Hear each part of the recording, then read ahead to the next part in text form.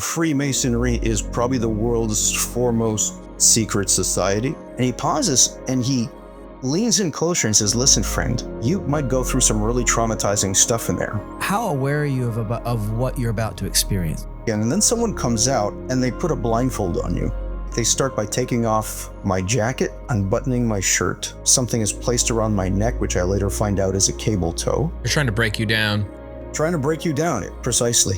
And there are signs written on the wall with things like, if you are here out of curiosity, get out. Life is wild. Faith, marriage, parenting, work, all of it. 1 minute you're inspired, the next you're in chaos.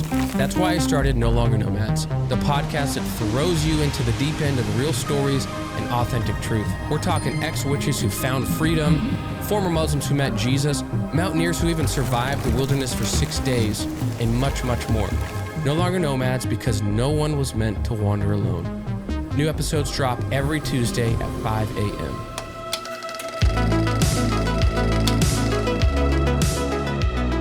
We've got an awesome show today. We've got John Moscato on, and so I'm joined by Parker Dale, good buddy of mine. You guys are gonna love having him on the show.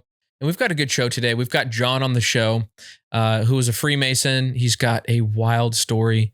If you know people that are considering joining, you know people that are in it, or maybe people that are considering getting out of it, this is a good resource for them. And so I hope John's words would bring some peace and some freedom. And just also, I want to say, like, some of the episodes we've done, I've been hearing back from you guys, and it's incredible. We're shining a light on some of these new age, practices, and we have people on that come on with wild stories. And I'm hearing stories from people that are like, I listened to this episode and it touched me. I sent it to so-and-so, and all of a sudden they're praying for their daughter completely differently. They're seeing stuff that you guys mentioned this episode, and I'm considering, completely shaking up the way that I pray and approach my life. And so it's so cool to see the community that we're building. To me, when I started this, that was the whole point, was to bring hope to people through Jesus, through just crazy stories that I find interesting. And I hope you do too. So really excited for you guys to tune into it, and let's get to it. For people who don't know, I was a Freemason for just shy of 5 years. Okay. And that was probably the darkest period in my life. And that's where the Lord came to get me when I was at my low point. And for people who don't know what Freemasonry is, and believe it or not, there was a small book fair at our local church, and a few people came up to me because I have a book out called Escaping Freemasonry. And they're looking at the book and they're like, what is Freemasonry? And I'm sort of perplexed that a lot of Christians don't know what this is. Yeah. So for those who don't know, Freemasonry is probably the world's foremost secret society. And they purport to take good men and make them better. But in reality, what they are, if I really condense it down to what the essence of Freemasonry is it's a system of morality that sets itself in opposition to God's system of morality. It's a morality that competes with God's morality. Mm. And so when you're entering into this, is it maybe there's a nice shiny veneer on the surface, and then as you get deeper into the degrees, that's when there's maybe more secrecy and stuff like that? Or I would love to get into this and frame some of this as well for the listeners, but I'd love to hear your thoughts on that. Well, you have to understand where I came from, in that I had, I guess I could say, a bad childhood. There was a lot of violence and abuse. And so one thing that a lot of children do is they learn to normalize the dysfunction in their lives in the same way that you use a spare tire to get yourself to where you want to go when you get a flat on the road. Unfortunately, what ends up happening is people get used to that spare tire and they normalize it. And then you see the world through that frame of dysfunction. And so I was lost. I considered myself an atheist for, I'd say, the majority of my life. Okay. And I thought that, when you died, you just rot in the ground like any other animal. Like this concept of spirits and uh, a soul for me that was just a fairy tale for grown-ups. And so I came to Freemasonry primarily because I had found uh, back in 2000, I want to say 2007, I fell down the rabbit hole. Uh, I started finding stuff on the occult, and I would spend, I want to say like 11, 12 hours a day just researching. Wow. Yeah. To the point where you'd put aside food completely and just become engrossed in the subject matter. And so I found some early material on Freemasonry saying that it was evil and that it was related to the devil. And of course, you take everything with a grain of salt because you don't know the source of the information that's being given to you. Yeah. So I had started off going into things like meditation and yoga and then shamanism. And that slowly led me to Freemasonry, but not in the way that most people think. Because in my conspiracy days, let's call them that, I'd met some people who were like minded and they believed in a lot of the same things that I did, like energy and things of this nature. I had started to see that there was something beyond the physical. Okay. Like I'm really trying to condense things as much as possible. Because when I started doing meditation and then yoga, I started experiencing this weird phenomenon where I would see these little pinpoints of light out of the corner of my vision. And when I would turn to look at them, they would disappear. And I thought, okay, maybe this is some sort of an abnormality with my eyes. Yeah. But then I realized that, okay, this is some kind of a phenomenon. I started having what you would consider paranormal activity. I had dreams. To get to Freemasonry, because I don't want to rabbit trail too much. No, you're good. You're good.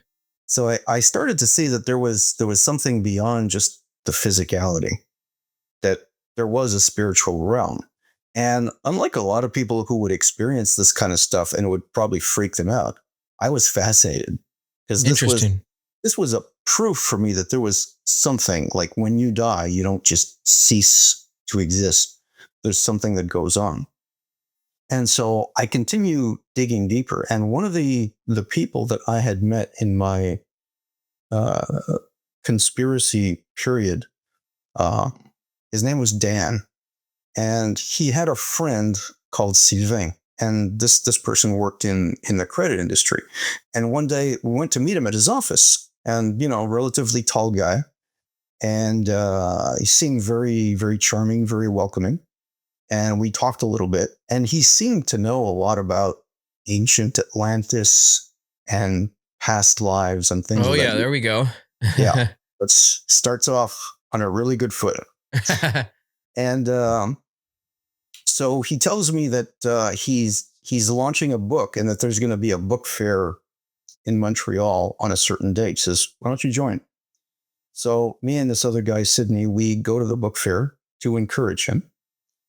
And at the end, when we're all packing up and getting ready to leave, says, why don't we go for supper? Just us three. So we go to eat, and Sydney doesn't stay too long. He has a bite and then he leaves. He had other things to take care of. And so it's just me and Sylvain. And we go deep. Like we just jump off a cliff at this point, and we're talking about ancient aliens and Atlantis.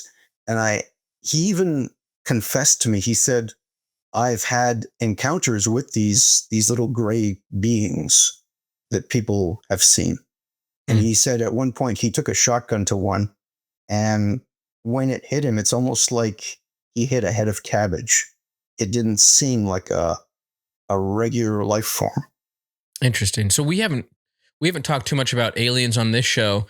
We've had a lot of ex New Agers and folks that have wild stories.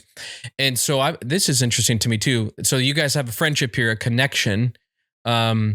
And so when you're hearing this, John, are you believing him? Are you fascinated because you're researching this stuff online?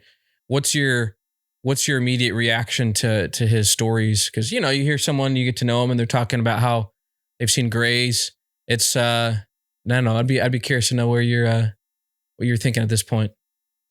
I take him at his word, and I tell myself he's got no real reason to lie to me. He doesn't know me. I'm not someone that he's trying to impress necessarily. And I ask him, so where do you think these grays come from? And he tells me something very peculiar that I've retained. He said they were here in this world a long time ago, and the earth has changed a lot since then, and they've been sort of trapped. And already I'm talking about that, I'm getting like a shiver up my spine. And so I tell him, this is really fascinating. I'd really like to learn more. And when I say that, he freezes, he pulls back, he looks at me for maybe 3-4 seconds, and then he reaches into his jacket pocket. He pulls out a pen. He takes a napkin. He starts writing on it. He says, call Maryse, tell her you'd like to be part of the spiritual conferences. Like, what just happened? Like, I didn't say this out loud, but I'm thinking this in my head. Yeah. And so what's happening is that there's a group of people who are holding spiritual conferences that are not open to the public. So it's by invite only. And you have to be vetted in order to participate in these things. So at this point, this is like James Bond thriller type of stuff. And I'm thinking to myself, wow, this is really opening up. I never expected anything like this. So I call and I speak to this woman, Maryse, and I let her know that Sylvain told me to contact you, that I'd like to be part of these. You got the secret code. You've gotten the nod. Well, there's no actual password, but I've been given the nod. Yeah, I've been given the nod. So I show up at the appointed time and place, and from the outside, you wouldn't be able to tell there's anything going on. It's actually kind of a dingy part of town. And so I go upstairs into this, I think it's a banquet hall. And so there's a woman that greets me at the door, and I tell her my name, and she says, oh, yes, we know. And they tell me that there's a suggested donation of $20 for the conference. Fair enough. So I pay, I sign the register, and I look around, and there's, I want to say about 60, 70 seats. Okay. And strangely, Maryse is positioned in such a way that she is behind everyone in the group, almost like she's positioned so that she can look at people at their backs. And at the time, I didn't make too much of it. So the conference starts, and the conferencier, I notice, has a jacket, and on his jacket, he's got a pin. It's a gold double eagle, and I recognize that as a Freemasonic symbol. And so during this conference, he tells us that he had gone away on a trip to Nepal, and he brought back some trinkets. And so he pulls out this little brass medallion, and he looks straight at me, and he says, this is for you. And then he proceeds to prophesy something over me. And so you have to understand, I'm completely new. I just walked in off the street, and already I'm made to feel special in the group. Out of all these people, he had the pin for you. Yep. Looking back, do you feel like this was intentional? Do you feel like this was something they had planned? There's this guy, John, coming. This is complete manipulation. This is love bombing. Like they draw you in with this. And several conferences later, I think it was December 2010. And so at the end of the conference, I'm standing around talking with Sylvain, and the conferencier, whose name is Denis, is talking on his phone. And he's talking almost in such a way as to let people overhear the conversation. I'm looking back on this now, and it's like all the signs were there. So he claims that he was talking to the Dalai Lama, and that he was trying to smooth over a situation that was going on there. So, okay, I'm supposed to believe that you, who I've never met before, holding conferences in a rundown part of Montreal, actually have contacts with the Dalai Lama. Okay, I'll play along.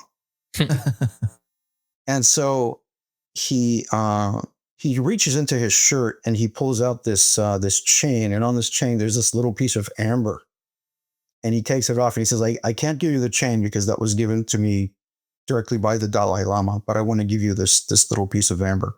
This is going to come in very handy for you. And so everyone around is looking at it like he handed me a piece of the true cross. And they're like, wow, you must really be somebody special for him to give you that. See, again, the love bombing here. Mm-hmm. Yeah. And so I'm speaking with Sylvain and Maryse, and I should inform you that earlier on, when I was talking to a mutual friend named Franco, he told me that he had been taking some spiritual conferences with Sylvain, and that he was studying to be a mage, a magician. Okay, very interesting. And he lets loose, and this is back when we still had MSN Messenger, just to date myself a little bit. And this isn't a magician that you invite over to a kid's birthday party, right? That pulls stuff out of a hat. This is someone who works with energy and works with other spirits and does very ungodly things. But so he in this conversation, he tells me, oh, by the way, you should know that Sylvain is actually a Templar Knight. And I freeze at that point, because I went back and I thought about all the propaganda stuff that I'd seen online about Freemasonry and how these people were not good. And yet at the same time, I was thinking, I didn't see anything particularly wrong with Sylvain at that point. He seemed like a pretty reasonable guy. And so I thought, okay, maybe these guys are just full of it. Yeah. So I said, okay, I'll play along. I want to see how this works out, because I haven't seen anything bad come out of him. So I don't feel in any particular danger at this point. So I said, okay, I'll play along. I'll keep going to these conferences. And so at this conference, once it's over, we had this little conversation with Denis. And then Sylvain says, I think it's time for you to graduate to the big boys school. And I'm like, what's that? And he says, Freemasonry. And I fire back, oh, I thought you were a Templar Knight. And when I said that, Maryse just shoots him a glance, as in, you just talk too much. So Maryse interjects and she says, yes, if you'd like to join the order where, we are recruiting.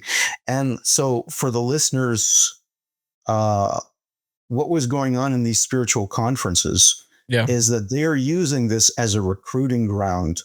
And I should also mention, during these conferences, there was information that was given that was just mind-blowing. Like, I don't know where they got this stuff, and well, now I do.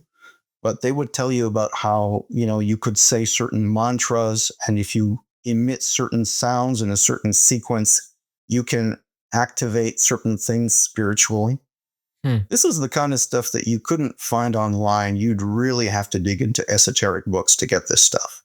Interesting. Well, these conferences were chocked full of useful information.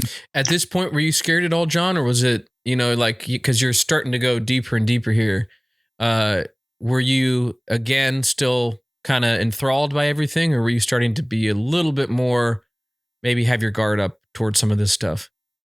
My guard was most certainly not up. I was just so taken with the fact that I was a nobody, and all of a sudden I was made to feel welcome in a group that is secretive, and they don't share this information with just anybody. So I felt like that secret squirrel, like I was a privileged person. Yeah. And I was being sort of corralled into an elite secret society. So I thought Mm. very highly of myself. And there were a few times where I caught myself because I was starting to have a very high opinion of myself. And I caught myself and I said, "Hey, hang on a second. Who are you? You're nobody. You're like at the bottom of the ladder. You know, Mhm. maybe learn to be a little bit more humble." Anyway, so Franco and myself and one other guy, we all take these information packets. Um, if you want to be a Freemason, they let you know that there's a background check that has to be performed. You have to give them some information. One of the things that they ask for is the name as it appears on your birth certificate, which is very unusual. And then there's a series of questions that you have to answer. There's a questionnaire. And there's one question that was that kind of threw me off a little bit. They asked us, "What do you think about Jesus?" And I'm like, "Huh, okay." Because when I was a kid, I knew about Jesus from catechism classes, so I knew the story about how he was betrayed and he was crucified, and so I just wrote down that he's probably a really good guy, had some good teachings, and Yeah. the system did away with him. And so I given my application, and Marie says to me, we're having a group activity. We're going to a sugar shack in a couple of weeks. Why don't you tag along?"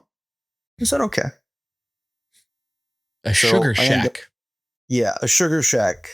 For those who are not Canadian, Ah, uh, okay. It's a Canadian thing. it's a Canadian thing. So every spring, the maple trees start producing sap. Like the sap starts running back into the tree. They come back to life. So what they'll do is farmers will put these little faucets. They'll tap that into the tree, and they'll Yeah. gather up all the sap from the tree, and they'll boil it, distill it, and that's how you get maple syrup. So a sugar shack is basically just a place where you can go to get well, not free maple syrup, but fresh maple syrup. Ah, okay. And they have like this restaurant set up where you can have a lot of very unhealthy food like bacon and eggs and beans and Nice. yeah. So that's a sugar shack. So we Awesome. Okay. go, we eat, good time is had by all. And toward the end of the evening, Maddie's comes to see me. She says, "Is this a good time for us to talk?" And I said, "Sure." So we venture out into the woods and late at night, and she starts asking me basically the same questions that were on the Masonic questionnaire. And for the life of me, I couldn't give her a straight answer. Whenever I wanted to say something, I would just freeze. And so she would repeat the questions over and over. It's like, I don't understand why nothing is coming out of my voice box. Hmm. So I thought to myself, "Oh man, I'm blowing this interview. This was my big chance and I blew it." Lo and behold, a few days later, I get a letter in the mail, uh, and it's from the lodge that I would later join. And they told me that the investigation process was over, that I had been approved, and that I was being invited to I don't know what you would call this. Uh, it's not an official Masonic meeting. It's just more like an orientation, Okay. just to show us the ins and the outs. So this takes place a little bit outside of Montreal at a fellow Mason's house. Very nice house, I have to say. He was doing very well for himself. Okay. Big house, lots of marble, a lot of people there that are already Freemasons, and we're hobnobbing, we're having cocktails. And so they bring us into like a living room kind of area. Okay. And you have someone come out and they're wearing the regalia and they show you this is what you're going to wear in the lodge. This And is what how is it, by the way? What is the garb that they're wearing? Okay, like depending on what level you're at and what degree, you wear different regalia. For an entered apprentice, you wear a white uh, it's not a, I'm trying to find that word in English. Um, I took 3 years of French in high school. Let me see if I can find it. No, I'm kidding. I didn't learn much in high school with my French class. so it's a white apron with Okay. a flat pointing up, and they specifically tell you that it's made from lamb skin. And many, many, many years later, I made the connection. If you read in Genesis when Adam and Eve sin and they try to cover themselves with fig leaves, and so God makes for them tunics of skin. It's not expressly stated in the Bible. I'm very convinced that the animal that God slew to make the coverings for Adam and Eve was a lamb. And that would follow throughout the Bible if you understand your catechism. Yeah.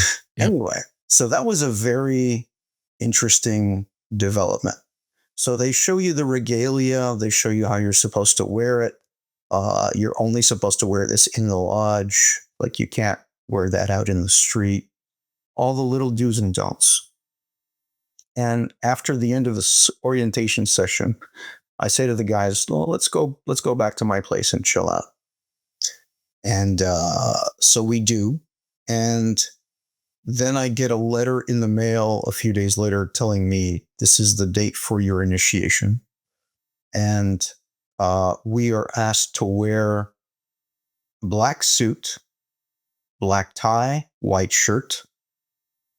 And so I do. And so I show up for my initiation, which I think was June 5th, 2011. Okay. And it was a pretty warm day. All I can say is, yeah, it was very warm that day.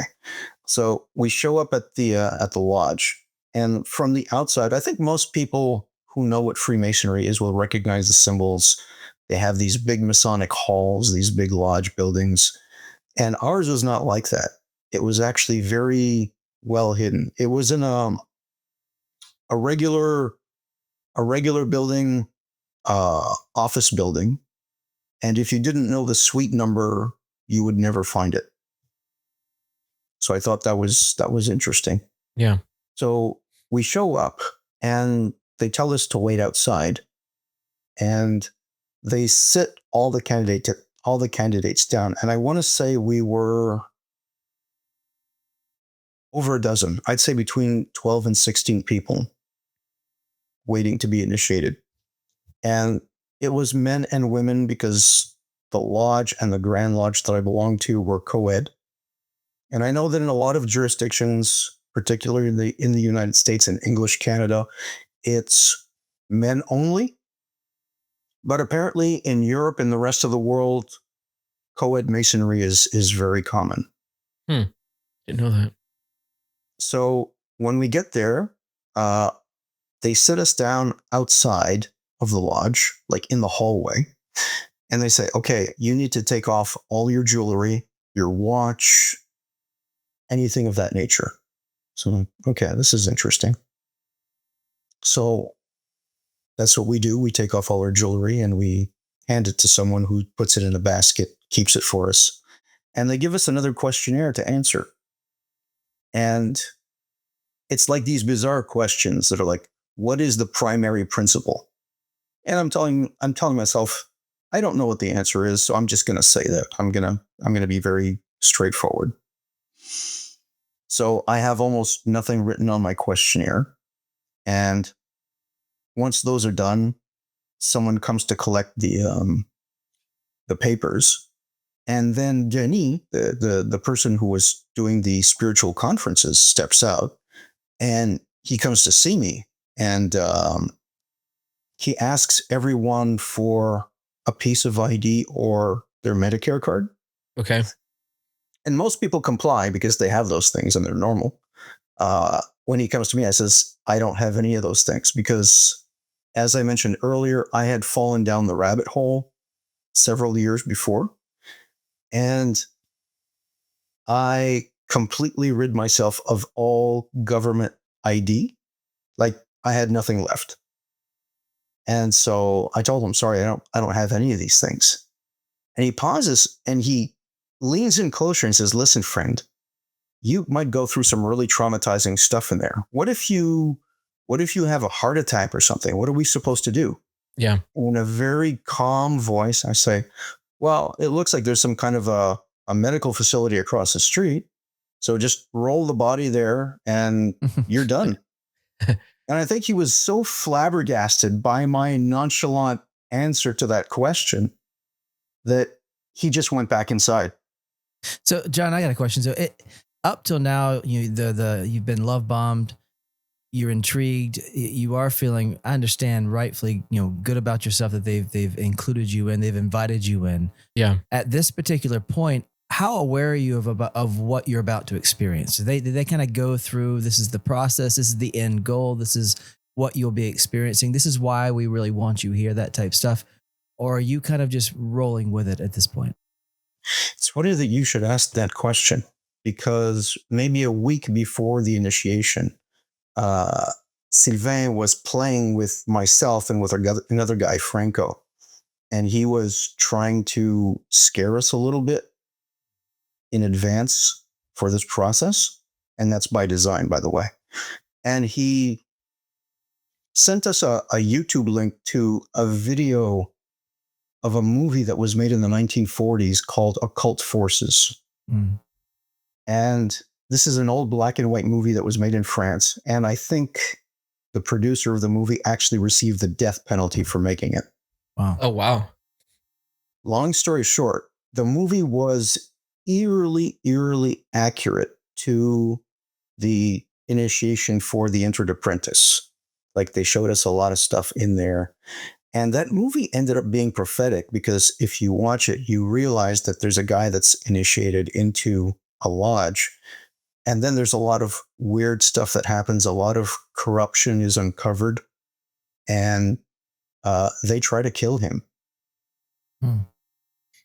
And I don't think Sylvain understood what he was doing. And I didn't at that moment either. But so to answer your question, I had an idea of what to expect because I saw some of the procedure for the Entered Apprentice initiation. But at the same time, I didn't know at that point how accurate it really was. It's only something that I found out once I went through it. And so once you fill out that questionnaire, they collect all the papers, they go back in, and then someone comes out and they put a blindfold on you. So all these like 12 to 16 people, we all have a blindfold on us. And we're made to wait. And since you don't have a watch, you wait and wait and wait in what feels like forever. And what they do is they take one person at a time and they bring them into the lodge and they start the whole rigmarole. So I'm waiting for what feels like an hour. And bear in mind, there is no air conditioning in the lodge. And it's a really hot day. And I'm wearing a suit. So I am sweating buckets.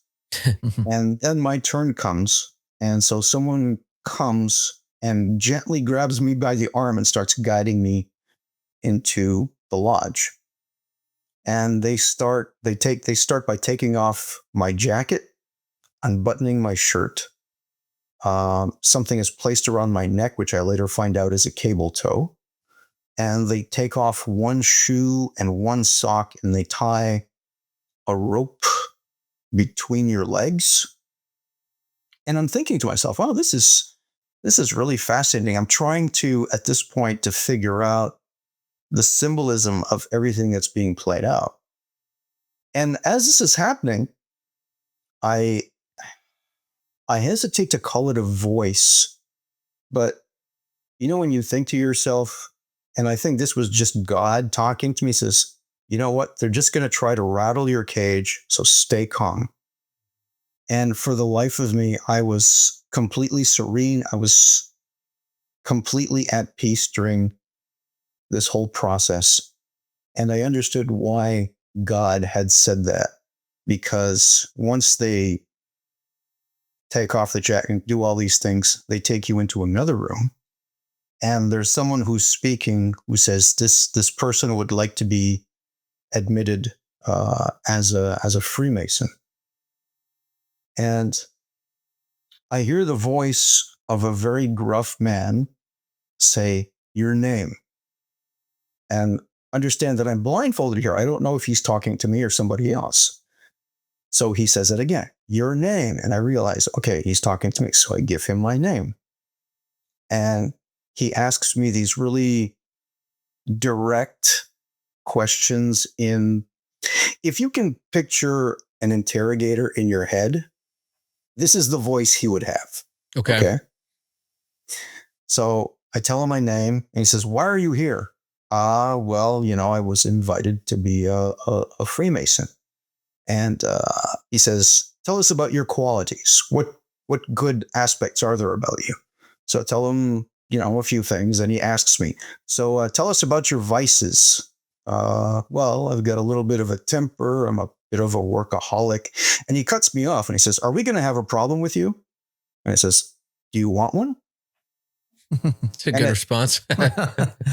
You have to understand that this interrogation is intended to destabilize the neophyte. Like, because you can't see what's going on. This is a little bit like Plato's cave. So you hear things, but you can't see what's going on. So you're imagining all this stuff in your head. Mm-hmm. And they're telling you, I don't think you're taking this process very seriously. There are 300 people here. They're trying to break you down. Trying to break you down, precisely.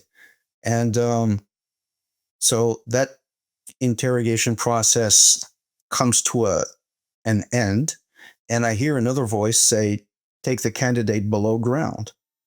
And all this time I'm thinking to myself, okay, this is like I've had a trial. I'm dead because they're taking me below ground. I'm trying to figure out all the symbolism of what I'm living through here. Yeah.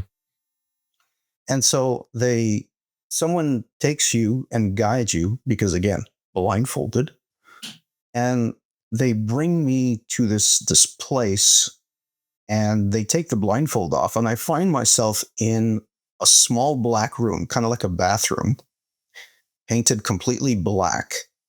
There's a little table in front of me that has one candle, a rooster, some salt, a piece of bread, a glass of water, and there are signs written on the wall with things like, "If you are here out of curiosity, get out." And so we're made to stay in this little room for, I want to say, maybe about a minute, 90 seconds, unblindfolded, so that we can see all the elements in front of us. And so I'm thinking, this is interesting. I'm trying to figure out what all this stuff means. And then someone comes back in and says, "Do you want to continue?" And I said, "Yes." So they put the blindfold on, and then they take you out of this room, and they expose you to 3 elements: fire, air, water. So for fire, what they do is they say, "Extend your hands," and they run a candle very quickly under your hand so that you feel the heat of fire. Then they take your hands and they dip them in a bowl of water. That's the element of water, obviously. And for air, they start shouting and making all these noises to try to distract you. They lay what feels like a very ponderous chain around my neck, and they say, "Extend your right hand and put it on the shoulder of the person in front of you." And you're basically just walking along like this. And I'm thinking to myself, okay, because I've got one shoe off, I've got this chain around me. I'm thinking, this is life, when you're completely asleep. This is what life is like. You don't know where you're going. You've got these burdens that you're carrying. You're unstable. And I'm genuinely fascinated by all this symbolism. Then eventually they take off the chain and they make us circumambulate the lodge. We don't really realize that at that point because we're blindfolded still. And at the end of this process, they remove the blindfolds, and we can see all of the people in the lodge holding a sword extended toward us. And they tell us that, these swords are not actually meant to harm you. if your intentions are peaceful, but if you should violate your oath, then bad things will happen to you. Hey guys, the Freemason world is a lot deeper than we expected, so we want to make this a two-parter. So come back next week. Make sure to get part 2 because it's fantastic. Make sure to like, subscribe, pass it on to a friend. That helps us grow. Let's grow together and come back next week. We launch the episode on Tuesday at 5 a.m.